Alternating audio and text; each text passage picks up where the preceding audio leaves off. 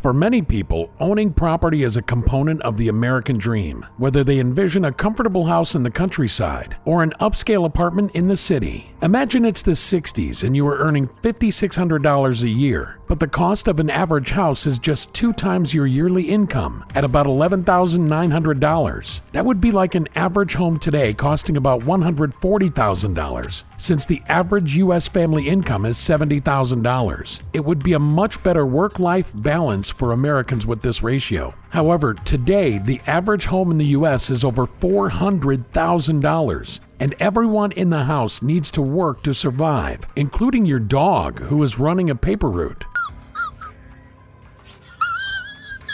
Because of this, the American dream has become a nightmare for many Americans, as home prices continue to rise while income remains stagnant.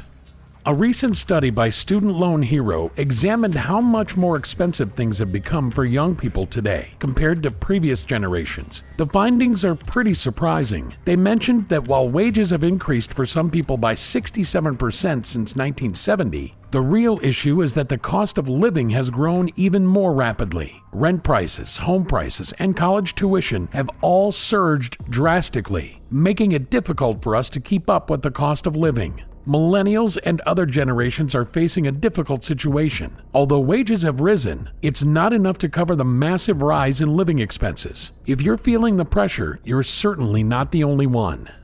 Please support our channel with a thumbs up and don't forget to subscribe to our channel. We wanted to see if the American dream is still possible now. We looked at data from 1960 to 2017 on home prices, rents, and income. Upon careful consideration of the inflationary trends, the outlook appears unfavorable. Home prices went up 121%, but the income rate only went up 29%. Also, rent went up 72%, more than twice the income growth. In the West, the price-to-income ratio went from 2.1 in 1960 to 4.9 in 2007. The median home price increased by 195% during this time, 7.5 times faster than the median income, which only rose by 26%. Tekken suggests that this significant difference in growth rates and home prices might be due to coastal cities, but we think it has to do more with inflation and the dollar going off the gold standard. In the 1960s, San Francisco, Los Angeles, Seattle, and Denver all had price-to-income ratios below 2.6. However, starting from the 80s, these ratios began to expand and reached a peak in 2008, with San Francisco at 9.2 and Los Angeles at 8.8. As of 2017, the price-to-income ratios in these cities remain similar to those of 10 years ago, with San Francisco at 8.8 and Los Angeles at 8.4. It's madness. The Northeast. Home prices are slowly coming back down to earth.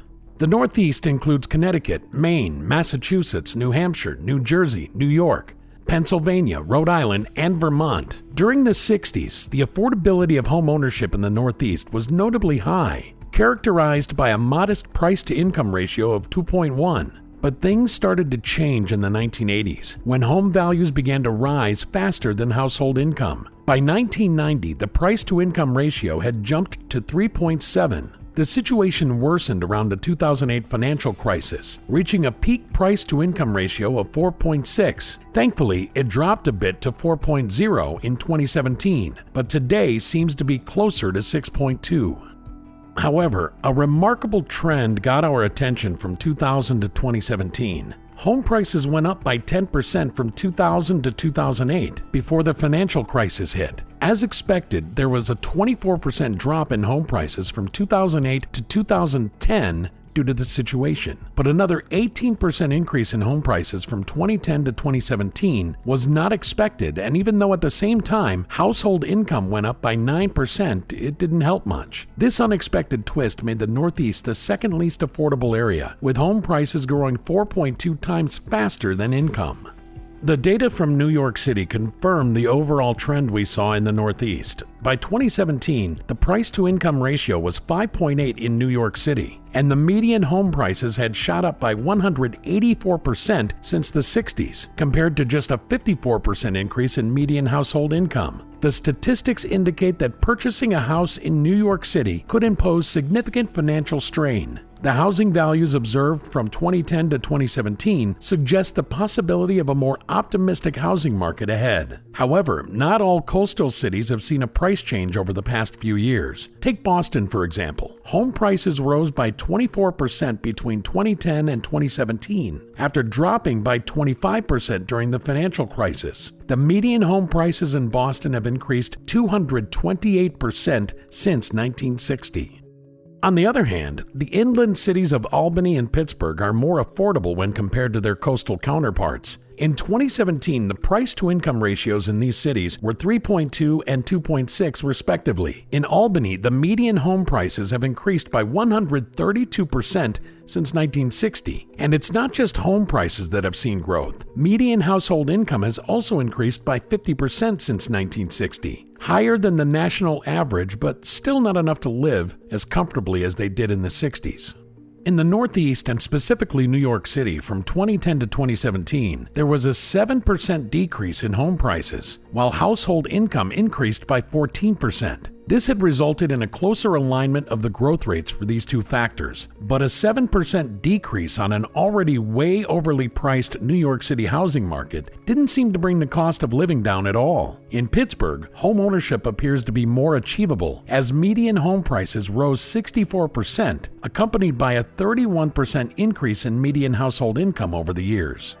Overall, the growth rate difference between home prices and income was much lower than in coastal cities. Home prices witnessed an 18% increase between 2010 and 2017, and a 14% increase in household income closely followed. The future of homeownership in the Northeast is complicated. In general, inland metropolitan areas tend to offer more economically viable conditions, and there is a potential for increased affordability even in some coastal cities.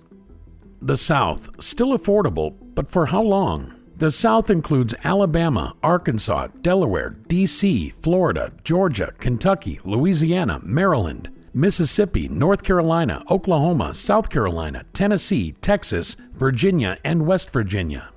The South exhibits a smaller disparity between home prices and household income than the western and northeastern regions. From 1960 to 2000, owning a home remained relatively affordable in the South, with a price-to-income ratio of approximately 2.6. However, home prices increased significantly during the 2000s and continue to rise during this housing crisis. A concerning trend that emerged in the South is the difference between the growth rates of home prices and households since the 2000s. While income growth remained stable at around 2% from 2000 to 2017, home prices almost doubled with a 75% increase. If this trend persists, affordability in the South may not be sustainable.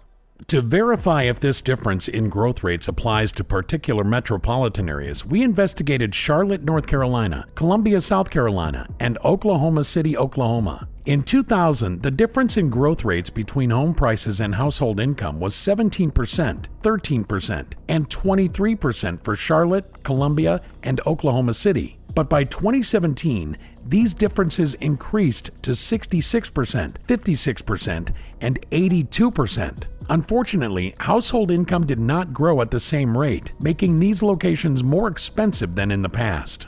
But there's some good news. Even with the growing gap in growth rates, the price-to-income ratios in 2017 were 3.2, 3.0, 2.9, and 2.8 for Charlotte, Birmingham, Columbia, and Oklahoma City, respectively. These figures are closer to the average healthy housing market ratio of 2.6. Although the difference in growth rates between home prices and household income has been speeding up in recent years, it's still lower compared to the western and northeastern regions. So, now might be a good time for potential homeowners to consider buying. Home values steadily rise in the South, and price-to-income ratios remain reasonable. The Midwest remains the most affordable option for hopeful buyers. The Midwest includes Illinois, Indiana, Iowa, Kansas, Michigan, Minnesota, Missouri, Nebraska, North Dakota, Ohio, South Dakota, and Wisconsin.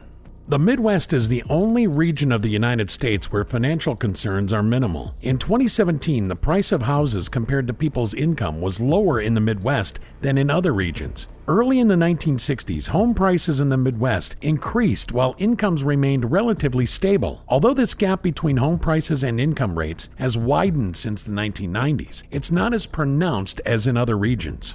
Between 2000 and 2017, home prices rose by 29%, while income increased by 1%. However, by 2017, the disparity in growth rates between home prices and income rates in the Midwest was only half that of the southern region and a quarter of that in the western. In the 1980s, household incomes in St. Louis and Des Moines increased faster than home prices. However, this changed in the early 2000s when home prices rose much more rapidly than incomes. This divergence between income and home prices means home buying is still feasible in many Midwestern cities, positioning the Midwest as the most affordable region for home buyers today.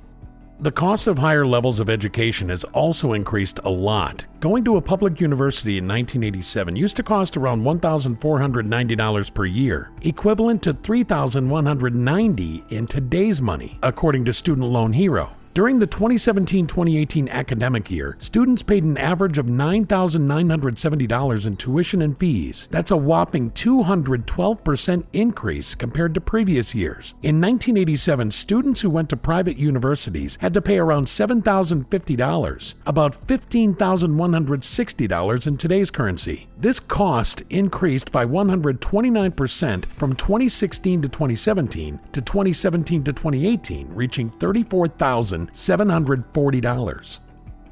In conclusion, an analysis of historical price trends in the United States reveals a significant upsurge in living costs. From 1960 to 2023, tuition fees have notably doubled, burdening students financially. Escalating home prices have also emerged as a challenge for aspiring homeowners. The rising costs, which haven't been matched by similar income growth, show a gap between what people spend and what they earn. This highlights why it's important to tackle these economic differences and work towards a more affordable future.